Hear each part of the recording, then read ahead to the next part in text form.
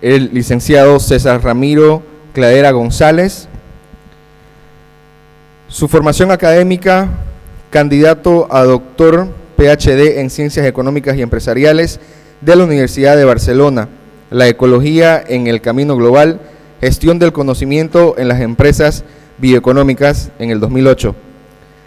Depósito de tesis doctoral en la Facultad de Economía y Empresa el 19 de marzo del 2009. Diplomado en Estudios Avanzados de la Universidad de Barcelona. Máster en Administración de Empresas en la Universidad NUR. Diplomado en Redes y Telecomunicaciones, Universidad NUR. Diplomado en Educación Universitaria, Universidad NUR. Administración y Dirección de Empresa, título homologado en España. Administrador de Empresas, Universidad NUR Santa Cruz. Administrativos en la Oficina de Derechos Reales. Cursos, estudios de computación de ingeniería de sistemas. Ha participado en programas y seminarios intensivos de especialización de ejecutivos en universidades como NUR, Universidad Aquino Bolivia Udabol. Conferencista internacional.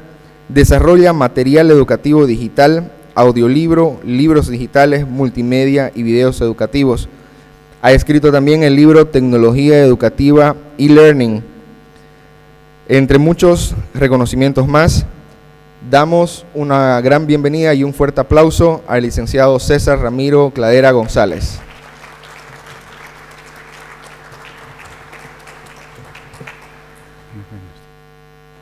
Gracias. Muy buenos días, distinguidas autoridades de la Universidad Udabol, estimados estudiantes, profesores que hoy en día cumplen un aniversario más acerca del arduo trabajo que significa enseñar. Así como bien mi antecesor mencionaba, la educación encierra un tesoro, escrito por el francés Jacques Delors. Entonces hay un camino muy grande por seguir enseñando. La enseñanza en sí parte desde un principio, desde que los profesores tienen que tomar conciencia para poder aprender. Desde ahí comienza la parte práctica de la enseñanza hacia aquellos que queremos transformar. Y esa transformación se la da justamente cuando hablamos acerca del efecto Pigmalión, una historia que viene desde tiempos ancestrales, una historia donde un rey asirio no le gustaban las mujeres y edifica una escultura a imagen de una mujer bellísima, y posteriormente, rogando a la diosa del amor, Afrodita hace su sueño realidad, transformando a una mujer de carne y hueso. Y ese es el papel del profesor hoy en día, de la transformación del ser humano, el ser humano que tiene que ser transformado para adquirir valores, conocimiento y servir para una sociedad. Ese es el propósito más importante para poder transformar a las sociedades, la cultura y el engrandecimiento de los pueblos, que hoy en día es muy importante llegar a estos sitiales. Por eso la labor del profesor es muy importante. Entonces brindemos un aplauso fuerte a todos aquellos que se dedican a la docencia, por favor. Gracias, profesores, por seguir enseñándonos todos los días. Y la verdad que la enseñanza no es solamente una vez culminada la carrera profesional, sino que la enseñanza se aprende hasta el día que uno se va a entrar a su cajón, es decir, hasta cuando ya estemos muriendo, hasta ese día se aprende. Pero sin embargo escuchamos a muchos jóvenes que dicen: voy a tener ya mi último maestría y ahí ya dejo de estudiar. El estudio no es para aquellos que quieran ser derrotados en esta vida. El estudio continúa a partir de esos inicios de haber adquirido una profesión o un título de máster o un grado superior. Así es que el seguir aprendiendo en muchas sociedades y civilizaciones antiguas, y especialmente cuando nos basamos en el siglo XV a 16, cuando se aplicó lo que es la revolución científica, muchos de esos profesionales autoaprendieron. Y lo que tenemos que hacer hoy en día como civilizaciones es seguir autoaprendiendo posteriormente a lo que tenemos las bases básicas en las aulas universitarias. Hoy en la mañana voy a hablar acerca de un concepto que se llama la bioeconomía como fuente de nuevas industrias basadas en el capital natural. Este tema es muy interesante, la bioeconomía. Es una simbiosis o una integración de dos conceptos, la biología y la economía, bioeconomía. Es decir, para poder entablar este conocimiento, en primer lugar tendríamos que definir qué significa la economía. Entonces podemos referirnos a muchos autores, el cual podemos decir que es un concepto fácil y simple, el manejo de la definición de lo que es el aspecto de la economía. En uno de sus postulados nos dice que la economía es prácticamente el manejo de los recursos del hogar, es decir, optimizar esos recursos del hogar. Pero si bien es cierto, nosotros aprendemos ese concepto, no lo aplicamos dentro de lo que son los negocios, las industrias, el manejo público de la administración económica de un Estado y todo ello. Entonces, ¿qué es lo que está sucediendo con nuestro aprendizaje? Si con ese concepto tan fácil y simple no manejamos la economía de los países, que dice optimizar los recursos escasos, es como el manejo del hogar. Cuando usted tiene un hogar, es decir, optimiza usted ese sueldo o el salario que va asignado a las familias para poder tener un resguardo económico en beneficio de sus hijos, en beneficio de la educación, en beneficio de seguir consiguiendo un dinero y posteriormente se convierta en un capital de la familia. Es así como entonces estos principios básicos de la economía nos dicen que es la administración o manejo del hogar.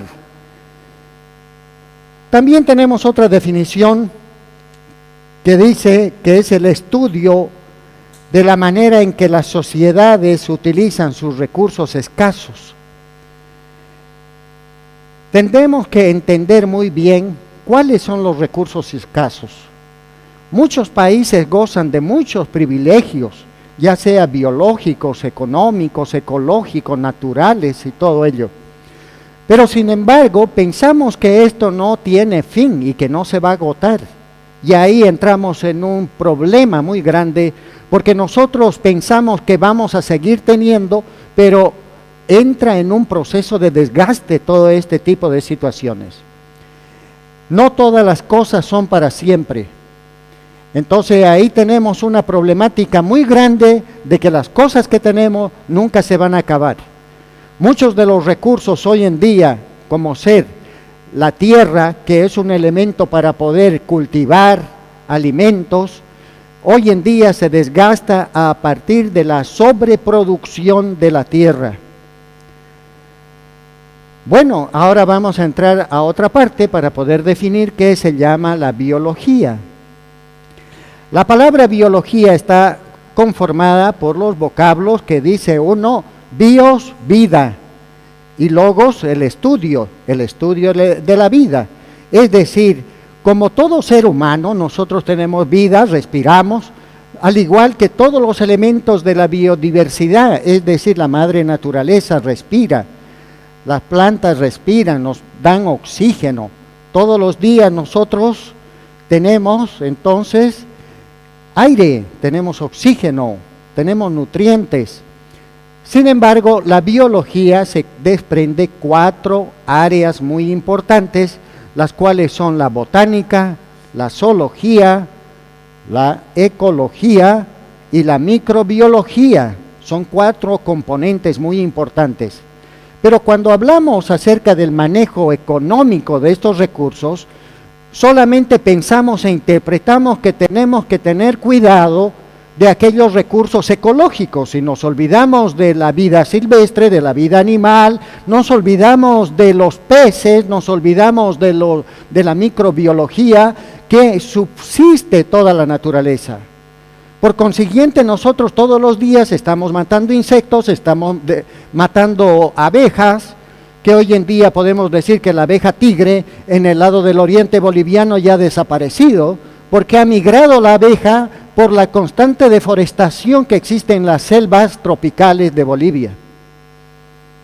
Entonces no estamos cuidando lo que se refiere a la microbiología.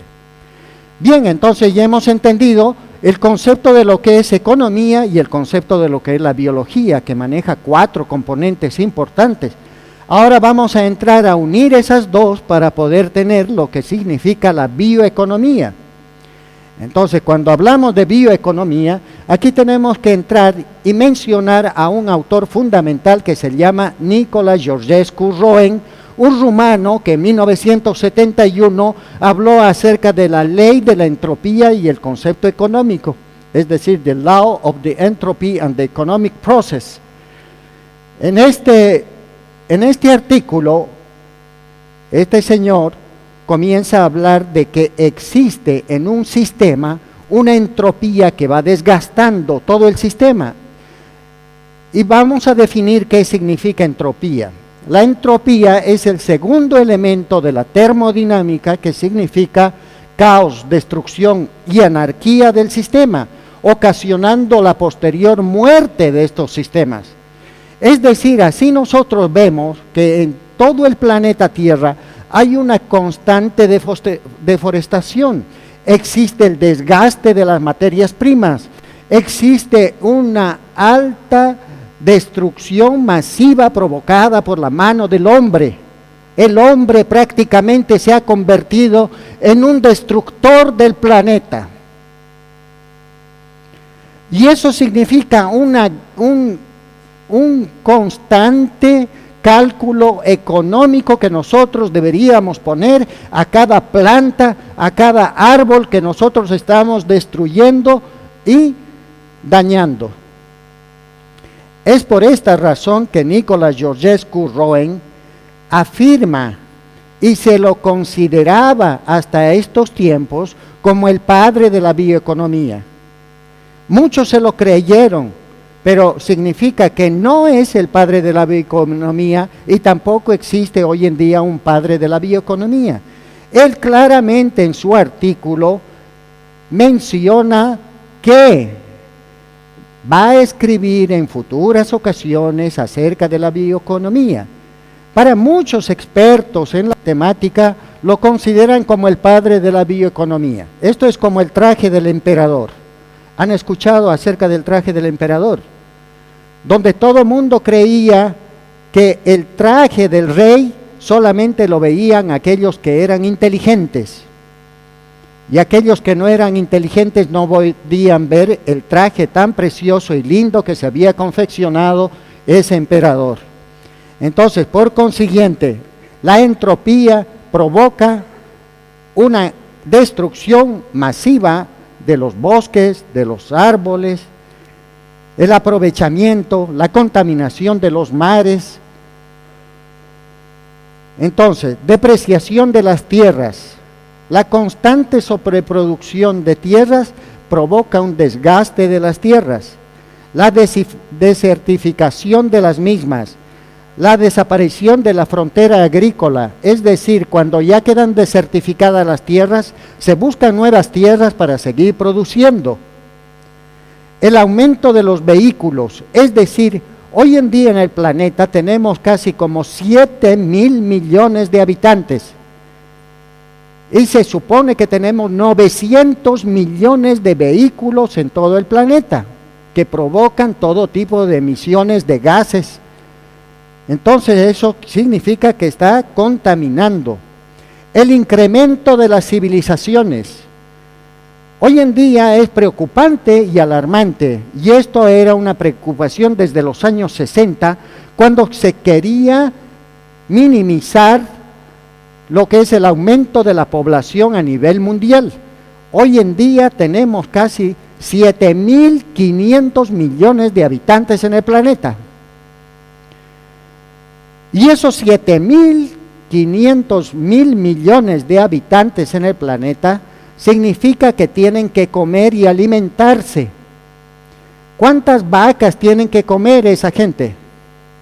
¿Cuántos alimentos tienen que producir para que esa gente sobreviva en el planeta? Esa es la pregunta. Entonces, por lo tanto, el incremento de las civilizaciones están ocasionando una gran pérdida de los ecosistemas y por consiguiente las selvas están reemplazadas por ganadería, por nuevos cultivos. Muchos países que no tienen dónde cultivar, hoy en día están alquilando tierras en otros países para poder exportar esos alimentos al país que corresponde. Entonces, eso se está dando hoy en día en la nueva economía global. La desaparición de bosques y lagos, ocasionando pérdidas millonarias. Si nosotros le ponemos un cálculo económico a toda la pérdida de la biodiversidad, por ejemplo, nosotros aquí en Bolivia ya hemos perdido el lago Popó. Y si ustedes le ponen un valor económico por kilómetro cuadrado a ese lago Popó, ese valor útil referidos en términos económicos llega aproximadamente a 200.000 millones de dólares el valor del lago Popó, que hoy en día se ha perdido. ¿Y quién responde ese dinero entonces? Desaparición de especies animales y aves, otro de los problemas. La biodiversidad aniquilada por la mano del hombre. Y esto es preocupante. Las Naciones Unidas hoy en día se preocupan. Las políticas mundiales se preocupan. Se hacen convenciones acerca de la madre naturaleza. Se hacen convenciones en Río de Janeiro y todos esos lugares acerca de la preocupación constante de la degradación provocada por la mano del hombre. Pero sin embargo parecen solamente discursos que no llegan a profundizarse para dar soluciones a todo ello. Entonces lo que nosotros tenemos que tener es una nueva visión de cambio, una visión de cambio que transforme al ser humano, no a partir de las naciones ni los estados, sino tener una solución individual, una solución propia a partir de cada persona que vive en este planeta y cada familia que tiene que tener sus propios recursos, y a eso se ha denominado soberanía alimentaria.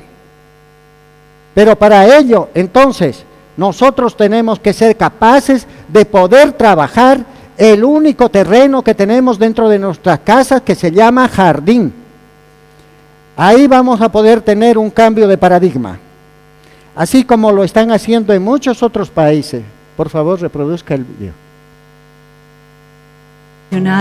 Con niveles de contaminación cada día más altos y la incansable lucha de miles de personas en busca de un aporte positivo al medio ambiente, la hidroponía brinda nuevas alternativas de cultivos limpios y sanos, donde gracias a sus diversas características nos ofrece una nueva posibilidad de producir plantas vigorosas, libres de contaminación y enfermedades.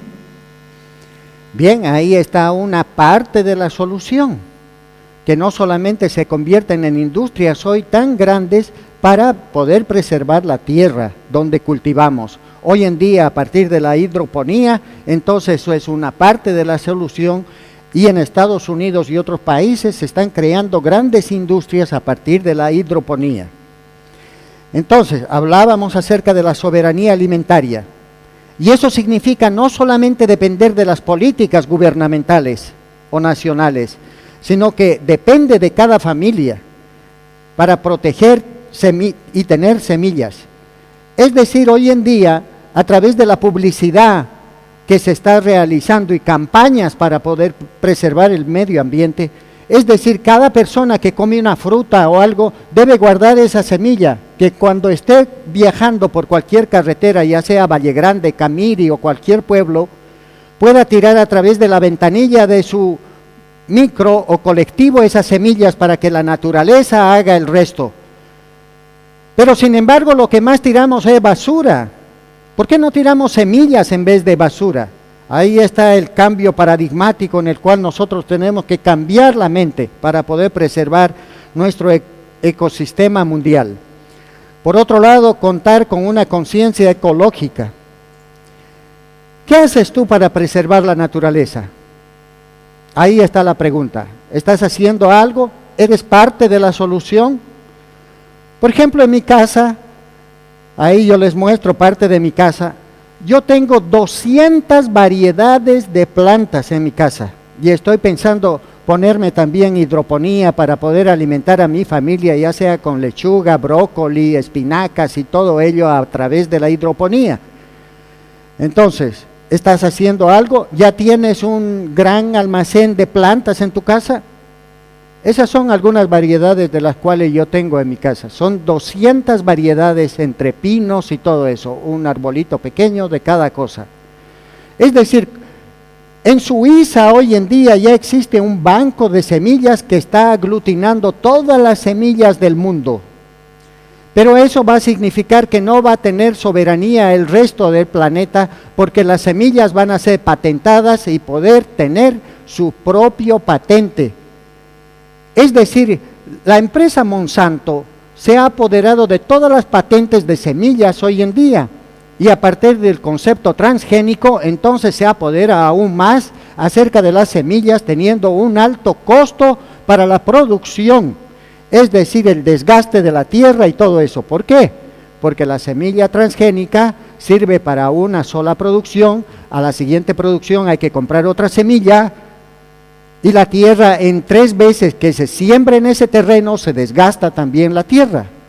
Entonces no somos conscientes nosotros de que estamos haciendo daño a la tierra y a la madre naturaleza. Por eso elegimos como una solución a partir del agua y lo que ha hecho Israel en todo este cambio acerca de la producción agrícola es orientarse a la parte de la hidroponía. Así como entonces Nabucodonosor regaló el jardín colgante de Babilonia a partir de ese concepto. Conceptos tan antiguos y remotos que hoy en día parecen una novedad, cuando ya se practicaban ya hace muchos siglos atrás. Por favor, el video.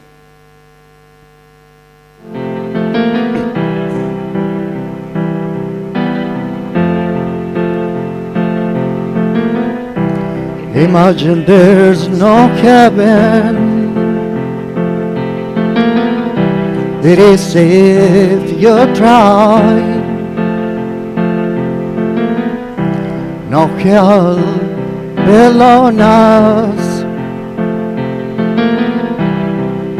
Above us only a sky.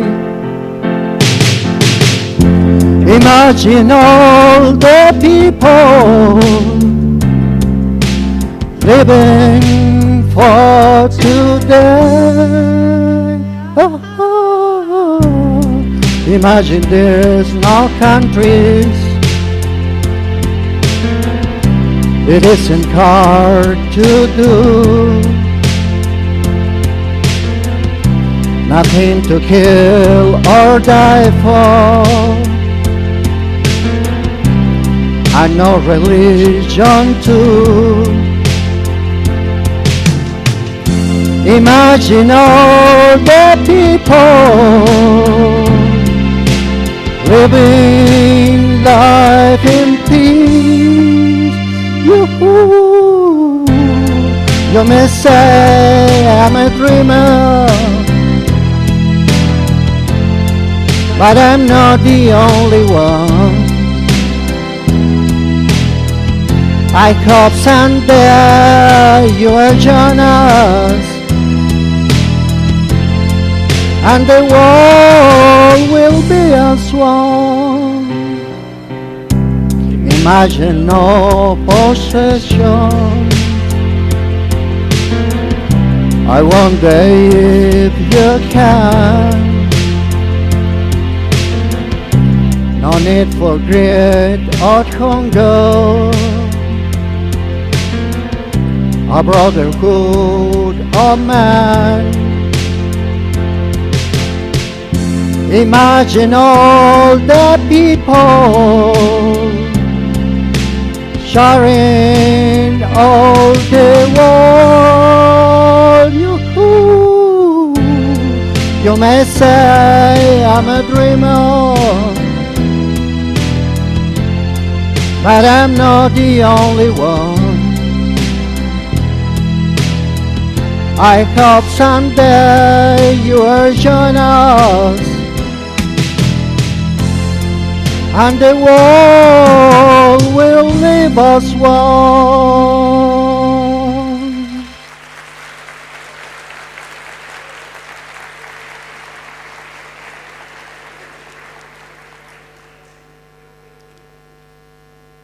El mensaje de hoy en la mañana, y no solamente para hoy, sino para siempre, es quien planta árboles está al lado de la eternidad.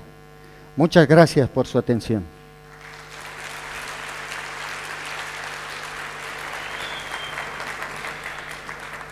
Si tienen preguntas al respecto.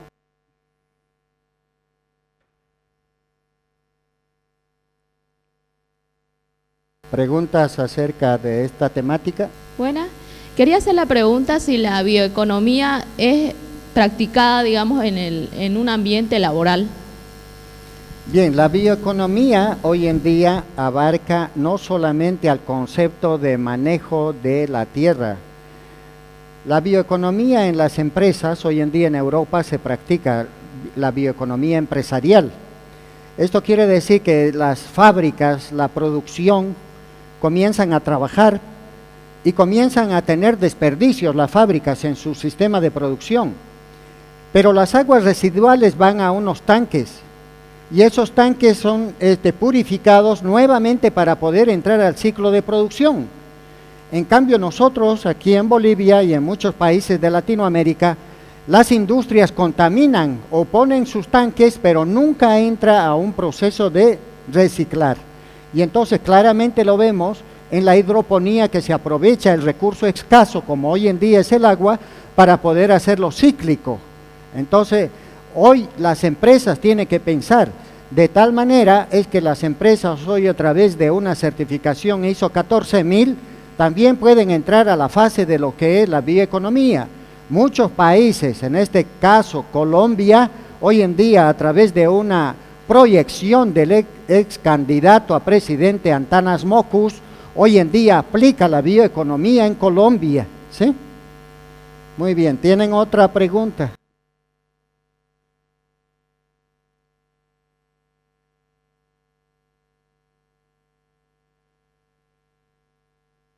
Es un tema muy apasionante. Allá hay otra pregunta, por favor. Buen día. Buenos días. Quería hacer una pregunta acerca de la hidroponía. Verá usted, la hidroponía, pero más avanzada. Bueno, cuando se quiere hacer de manera industrial, entonces se requiere gran espacio.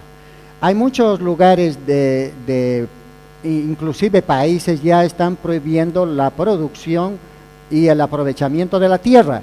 Es por eso que hoy en día se aprovecha la hidroponía para poder no desgastar la tierra. Es decir, se ha convertido en un negocio grande e industrial esto de la hidroponía. Ya le decía, en Estados Unidos ya se saca con marcas muy exclusivas todo este concepto de lo que es el manejo de la hidroponía y los alimentos en base a un reciclo del agua. Inclusive por eso les decía, hasta en su casa ustedes pueden poner, colocar en su casa uno de estos sistemas poniendo por lo menos unos 6 tubos de 2 metros de largo, haciéndolo en los huequitos. Usted se compra un poco de esponja, se compra un motorcito pequeño que va a oscilar, los 6 tubos, 3 tubos de 4 metros viene cada tubo, lo corta a 2 metros y cada tubo vale 40 bolivianos, se compra 3 tubos de 4 metros, son 120 bolivianos, se compra un motor, le pone un tanque de agua, todo eso, donde con el motor va a ir reciclando. Aproximadamente su proyecto familiar va a costar unos 500 bolivianos, ¿y por qué no hacerlo? Con 500 bolivianos tener un sistema para alimentar lechuga, comer sin ningún tipo de químicos, algo natural que usted sabe que lo está produciendo. Con 500 bolivianos. Muy bien, ¿otra pregunta? Allá adelante, por favor. Aquí hay otra pregunta.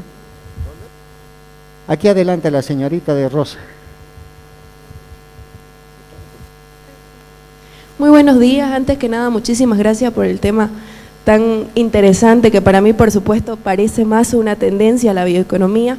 Mi pregunta es la siguiente. Yo quisiera saber si es que esta tendencia como tal podemos aplicarla aquí en Bolivia, o sea, es decir, concientizar a todas las empresas, porque veo que actualmente esto no se aplica acá. Y si hay alguna forma de poder hacer llegar este mensaje a las empresas, así de forma rápida. Gracias. Bien, este tema yo lo manejo desde el año 2007, sacando videos inclusive a través de mi canal. Entonces yo he creado varios conceptos, por ejemplo, el de Bioeconomic Thinking, piensa en el conocimiento bioeconómico, es una palabra que la he sacado el año 2007 y posteriormente por la Unión Europea ha sido copiada en su protocolo de la convención y el programa marco de 7 que se llama de la Unión Europea. A partir de ello, entonces, la concientización a través de estas nuevas técnicas o mejoramiento, ya le digo, es casi imposible comenzar a transformar la mente, por eso quedamos como un paradigma. Preferimos utilizar lo que tenemos, pero nuevos cambios o concepciones, ya sea en las tendencias educativas, en la transformación de ciencia y sociedad, es muy difícil convencer a las personas. Es decir, las personas todavía no se lo creen que pueden hacer eso. Hoy en día, por ejemplo, en Samaipata, si no con la venida de los extranjeros no se cultivaría uvas. Pero ¿qué hace el productor nacional? ¿Está esperando a qué? Para producir uvas. Todavía seguimos en la incertidumbre, ¿se puede hacer o no se puede hacer? Cuando los extranjeros ya vinieron y lo hicieron. Entonces, ¿de qué depende de nosotros nuestro cambio de actitud? Depende de nosotros mismos, de que tengamos que entrar en esos cambios mundiales y globales, es decir, no hacer lo mismo de siempre y buscar nuevas alternativas de solución, así como los israelitas buscaron una alternativa de alimentos en base a tener un desierto tan amplio y buscaron cómo alimentarse y sustentarse. Y valiendo solamente de esos conceptos ancestrales, como ya le digo, Nabucodonosor con los jardines colgantes de Babilonia, que era un sistema de reciclo para poder llevar el agua y tener viva a todas las plantas. Pero no lo aplicamos. El sistema educativo hoy en día, como gran boom de publicidad, se dice hay que aplicar la educación ecológica. Pero sin embargo los filósofos ya lo aplicaban la educación ecológica porque enseñaban debajo de un árbol. Entonces, como gran boom queremos nosotros y como algo transformador aplicar, pero prácticamente ya muchas civilizaciones antiguas lo han hecho. Entonces, depende de cada uno de nosotros entrar en ese proceso de transformación y cambio. ¿Otra participación o pregunta?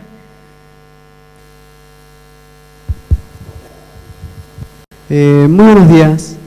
Aparte de los conceptos que dio usted, o sea, ¿qué otros planes tiene, o sea, que usted mismo desarrolle para nuestra sociedad?